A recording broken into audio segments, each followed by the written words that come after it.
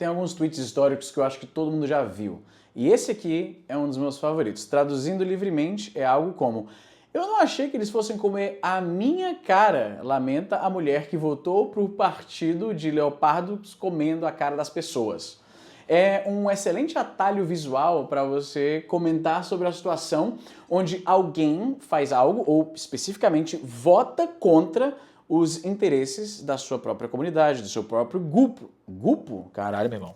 Tentar de novo isso aí. É uma excelente forma de satirizar alguém que vota contra os interesses dos seus próprios grupos. E, meu irmão, embora não faltem excelentes exemplos pra gente usar essa imagem aí pra zoar, o que aconteceu nos Estados Unidos recentemente é talvez o exemplo mais puro e mais brutal dessa metáfora.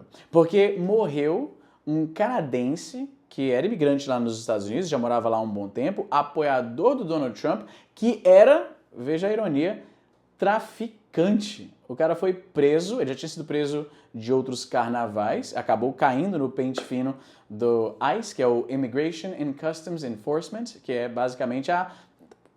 Eu lembro que uns anos atrás chamavam essa agência de La Migra, que é os caras que vão lá e prendem imigrantes ilegais, deportam esses caras, etc. A internet foi lá, os caras puxaram a capivara do cidadão e descobriram que o cara tinha múltiplas passagens por um monte de crimes, especificamente tráfico de drogas.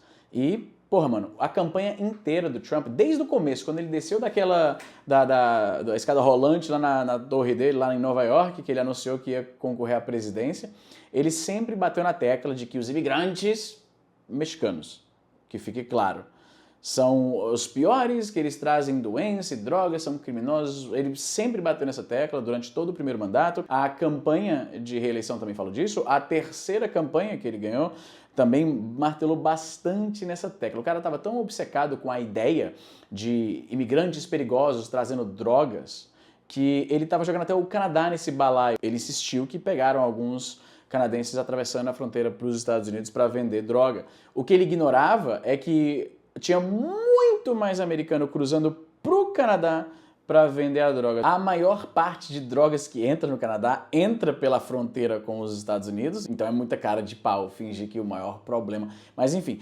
foi essa retórica, inclusive, que ele usou para justificar aquele delírio que ele felizmente parece ter abandonado, de transformar o Canadá no 51º estado. Pois bem, mano, é muito doido. Quando a gente vê uma situação como essa, fica muito evidente que tem uma parcela de eleitores do cara que não está realmente tão preocupado assim com essa questão de criminalidade, de imigrantes fazendo merda no país. É muito doido, primeiro de tudo, um imigrante votar no Trump soa um pouco estranho.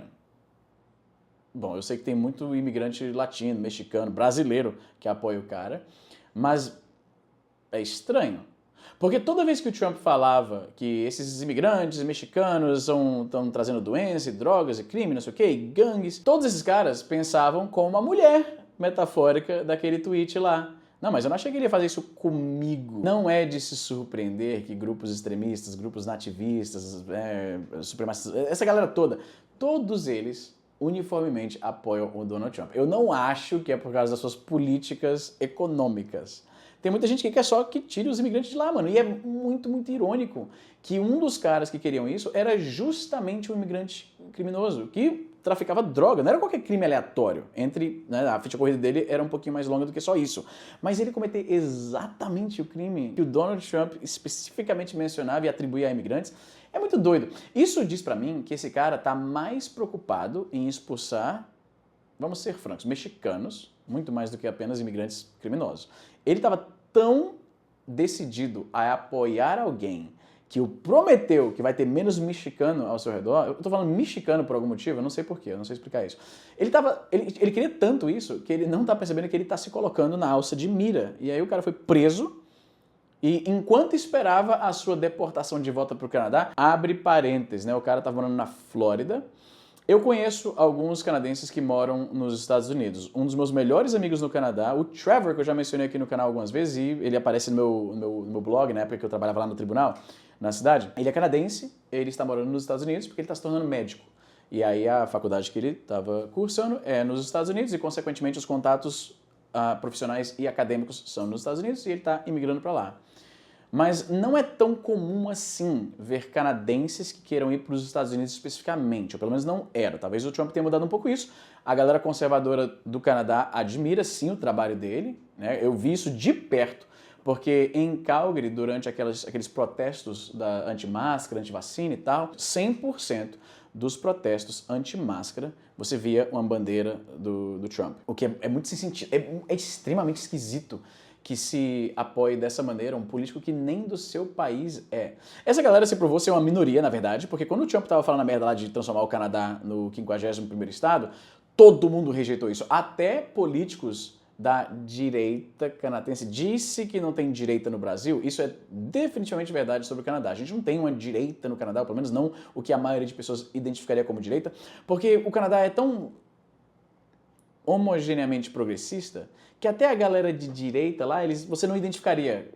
As retóricas não são as mesmas, os objetivos políticos não são os mesmos. Então, realmente, quando você fala de direita canadense, é preciso entender que definitivamente não é a mesma coisa que, por exemplo, a direita americana. Os Estados Unidos e o Canadá têm muito em comum, culturalmente falando, mas tem muita coisa que os distanciam um do outro, e isso é um bom exemplo.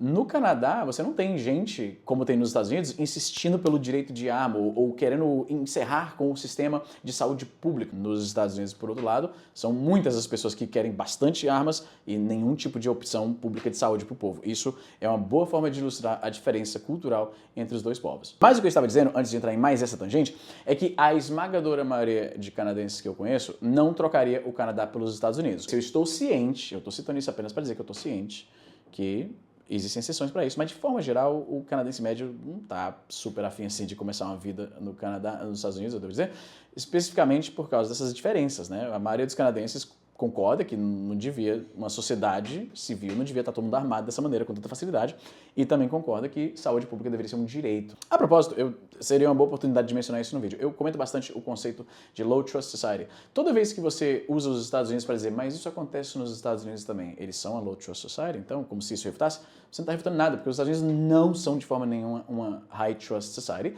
Vários americanos concordam com isso. O fato de que o termo é em inglês já demonstra que isso não é específico ao Brasil. Os Estados Unidos passam muito longe de ser uma High Trust Society, porque numa High Trust Society existe um consenso maior de certas questões éticas, como, por exemplo, os canadenses concordam de forma muito mais geral que saúde pública é um direito, armas é outra coisa. Os canadenses estão muito mais em consenso em relação a isso, não tem uma divergência ética tão grande quanto tem nos Estados Unidos. Então, só para deixar registrado, toda vez que eu aponto alguma coisa, eu digo, olha, o nome do fenômeno que descreve isso é Low Trust Society. E você fala, mas nos Estados Unidos isso também acontece? Você não está me refutando, você está corroborando o significado dessa expressão, porque muito do que acontece nos Estados Unidos... Meu irmão, não existe uma Low Trust Society tão distinta quanto justo a Flórida. Sabia que tem todo um estereótipo do Florida Man? Histórias absurdas, malucas, de pilantragem, de golpe, caralho, que por algum motivo acontece bastante na Flórida.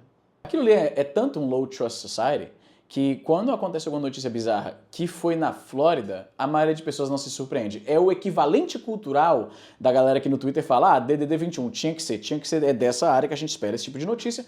É a mesma coisa. A Flórida é o Rio de Janeiro dos Estados Unidos. Change my mind. Vocês não vão mudar, porque é isso aí mesmo. Você já foi lá? Se você foi lá, você sabe o que eu tô falando. Então, a lição de hoje é não seja burro que nesse canadense aí. Feliz sexta-feira pra todos vocês e até a próxima.